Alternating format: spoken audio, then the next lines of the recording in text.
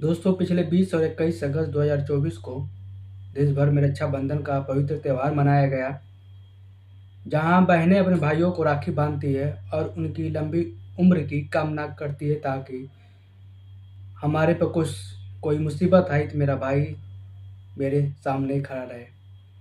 लेकिन आज की वारदात में एक ऐसी महिला की कहानी जिसका कोई भाई नहीं था और रक्षाबंधन मनाकर जा रही थी मेला देखने।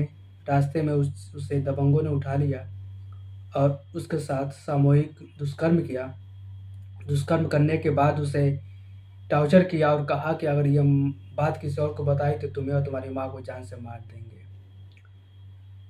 लेकिन वो महिला दोस्तों डरती नहीं है। वो अपने गांव के सरपंच को फ़ोन करके इस पूरे मामले में सरपंच को बताती है और पुलिस को इस घटना को बताया जाता है, जहां पुलिस ने एक दिन बाद ही उन आरोपियों को गिरफ्तार कर लेती है। आरोपियों को तो गिरफ्तार कर लेगी, लेकिन आखिर क्या हुआ कि उस महिला के साथ ऐसी दरिंदगी हो गई और कैसे हो गई, आज की वारदात में मैं आपको बताऊंगा। दोस्तों, मैं हूं इश्तियाक अहमद और आप देख रहे हैं the Hindi gadget news and analysis.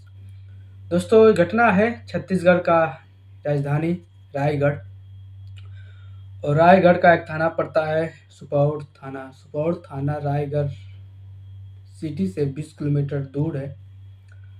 और सुपौर थाना क्षेत्र में पाली 2-3 गांव हैं, जैसे कि साई पाली, एक और पाली।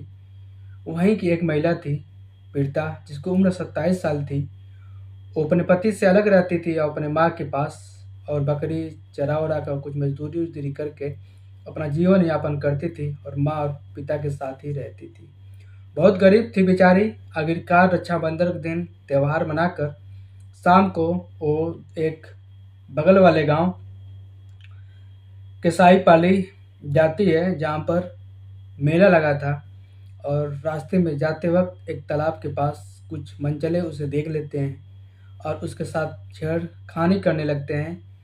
जब उस पीड़िता ने इस चीज़ का विरोध किया तो वो सारे मनचले मारने पर उतर आए। उसके बाद जब बात ज़्यादा बढ़ गई तो उन्होंने उसका मुंह बांध कर वहीं तालाब के किनारे ले गए और पारी पड़ा। तकरीबन कम से कम 8 लोग थे, उसके साथ सामूहिक दुष्कर्म करते हैं। तकरीबन रात 10 बज जाती है और उसे मार पीट कर, उसे डरा कर कि ये घटना अगर किसी को बताई तो तुम्हें और तुम्हारी माँ को मार देंगे।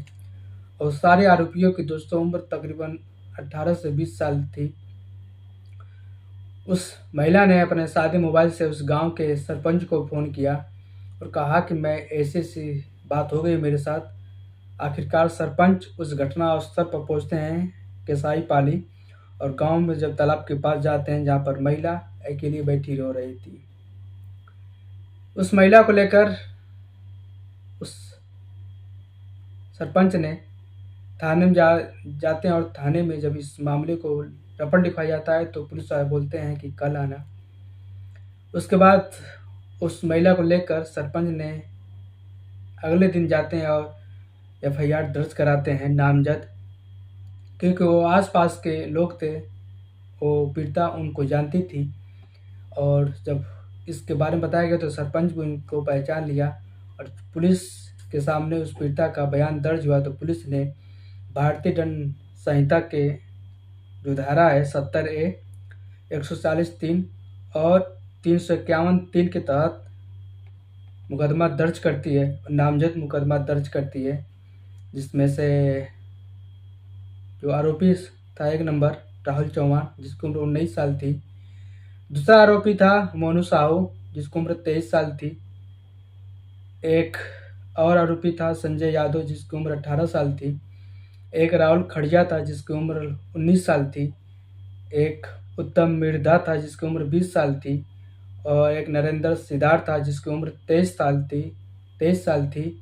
और एक था बबलू डहरिया, जिसकी उम्र 19 साल थी। और एक नाबालिग था, जिसकी उम्र 15 साल थी। वहीं एक और आरोपी, जब इस घटना में दर्ज होने लगी तो एक आरोपी अपने मामा के घर उड़ीसा भाग गया और वहाँ चला गया। गांव का नाम सारगुड़वा जिले के रेगाली थाना क्षेत्र रेगाली थाना क्षेत्र और सार झारगुड़ नाम बहुत टेढ़ है, उड़ीसा स्टेट का एक ज़िला है झारसुगुड़ा, और थाना क्षेत्र रेंगाली जाकर रहने लगा। और वहीं पर अपने मामा के खेत के पास जाते वक्त जंगली सूअरों से उस फसल की सुरक्षा के लिए तार बिछाया गया था जिसमें करंट था, और करंट की चपेट आने में एक आरोपी जो भाग कर गया था अपने मामा घर, उसकी मौत हो गई। और जब इस घटना की मामला सोपोर के जो रायगढ़ के सीपीएस हैं, सीएसपी आकाश शुक्ला को हुई, तो उन्होंने अपने पुलिस को आदेश दिया कि उड़ीसा जाएं और उस बॉडी को वापस लेके आएं। जब पुलिस पहुंचती है तो सच में उस 8वें आरोपी की मौत हो गई थी करंट लगने से। पुलिस ने पंचनामा करके उस शव को पोस्टमार्टम करा के अपने कब्जे में ले लेती है, और जो इस तार में करंट प्रवाहित किया था उस किसान के खिलाफ भी कार्रवाई करने के लिए एफआईआर दर्ज कर लेती है। और उसके बाद एसपी ने आगे कहा कि इस सारे मामलों में जो भी आरोपी गिरफ्तारी हुई है उनको कोर्ट से सख्त सजा दी जाएगी। और पीड़िता का भी मेडिकल कराया गया। पीड़िता की उम्र 27 साल है और वो आदिवासी महिला थी, रायगढ़ के सुपौर थाना क्षेत्र की रहने वाली थी। इस मामले में अभी फिलहाल पूरे इंडिया में दोस्तों माहौल गरमाया हुआ है। बदलापुर, कोलकाता, मुजफ्फरपुर, नवाब इधर अयोध्या में हुआ था यूपी में, और यूपी में एक मुरादाबाद में हुआ था जहाँ एक डॉक्टर ने अपने नर्स के साथ दुष्कर्म किया।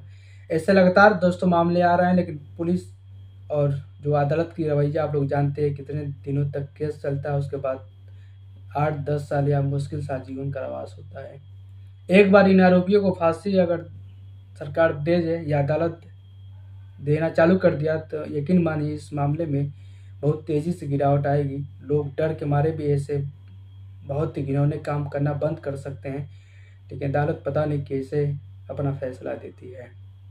फिलहाल पुलिस ने मामले को दर्ज करके उन सभी आरोपियों को गिरफ्तार करके और इस पूरे घटना की विवेचनाधीन है, और आगे की जांच भी बैठाई गई है कि इसमें और भी लोगों का भी कहना है, गांव वालों उस पीड़िता के कि इसमें हो सकता और लोग हों, तो पुलिस ने आगे की भी जांच करने का आदेश दिया है।